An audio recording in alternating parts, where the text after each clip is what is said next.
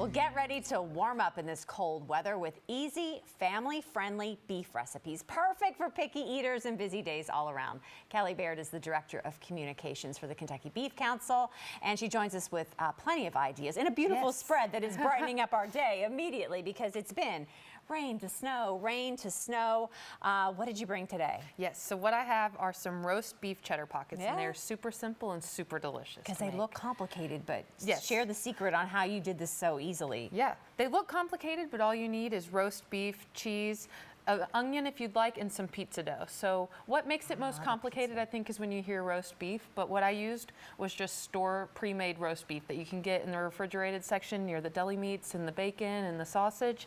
I got one of those packages, heated it up, put out my pizza dough, cut it in half, put spoonfuls of the mixture that was just that pre-made pot roast, some cheddar cheese, and a little bit of diced onion. Oh, that's easy. On there, put the top half on, cut it into squares, and then right when it was about done in the oven, I sprinkled some more cheese on top. Love it. So the pizza dough actually did all the fancy work of what this looks like, and you just cut it up and made sure it was all secure.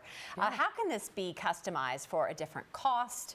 Or maybe different preferences? Can you sub out the roast beef for something else? Yeah, absolutely. So if you wanted to make them with ground beef, that could be something that could definitely lower that cost. But like I was talking with that refrigerated, already pre-made pot roast, it's a great opportunity for leftovers if you have some of those. We can sub a lot of the things. So that pizza dough, I just got one of those refrigerated pre-made rolls from the refrigerated section. If you wanted to home make your pizza dough as well, you could do that. May elevate it a little bit. Yeah, you can. Have that leftover pot roast, but it also could just be used on the go. So what I did with these was I made them actually last night on a sheet pan and then just put them in the refrigerator without baking them. So I had them ready to go this morning, so that when I was going to head here, I just threw them in the oven. That's right there for 10 minutes. A lot of people do the Make Ahead Monday. Yeah. So it's like, what can I make for the kids? So when they come home and it's cold, this is something they could have for a snack. Especially. And also putting them in the freezer, throw them in the freezer pre-made, where you can pull them out when your kids want a snack. You could throw it in the air fryer in the oven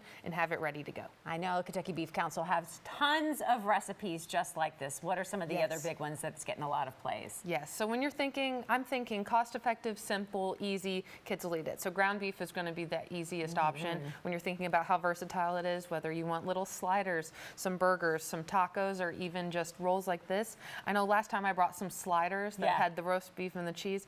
We have so many different options, but at kybeef.com, recipe collections, we have kid-friendly fare is on there, and there are thousands of recipes. You just kind of have to start digging. For all those picky eaters, you have that absolutely covered. And what I like too is that at that website you list things so easily that I feel like I could just make some notes, take a picture of it, off to the grocery, or place my order online, and you're done.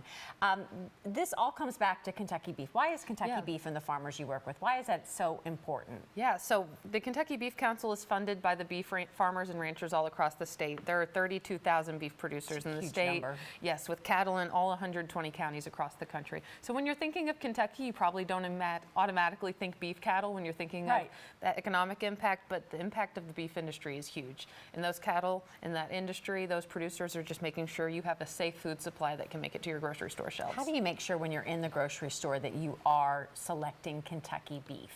Usually on the label, they'll have it if it is from Kentucky, but we also want to ensure that there are so many cattle in Kentucky that are also going out west and coming back, that making sure that it's just safe, and that USDA approved label ensures that it's been inspected and it's safe for you to consume. All right, so many great ideas, all the recipes just waiting for you on the website. If you're bored with your ideas, they have plenty of them. For the latest on the Kentucky Beef Council, whether it's all those recipes, industry news, or local events, head to kybeef.com.